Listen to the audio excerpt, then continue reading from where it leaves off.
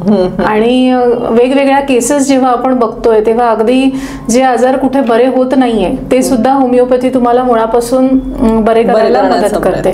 अगदी काही काही केसेसमध्ये तर सर्जरी सुद्धा करावी लागत नाही, म्हणजे मेडिसिननीच तिथे कामं होऊन जातात.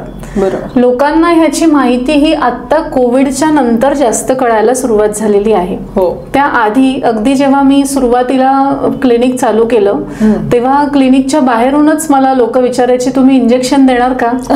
तर मी त्यांना सांगायची नाही, मी इंजेक्शन देत नाही, माझ्याकडे ना या छोट्याशा पांढऱ्या साबुदाण्याच्या गोळ्या मिळतात, तुम्ही त्या घेऊन बघा तुम्हाला काय फरक वाटतोय आणि जर तुम्हाला खूप चांगला फरक वाटला तर मग तुम्ही माझ्याकडे पुढे औषधं चालू करा.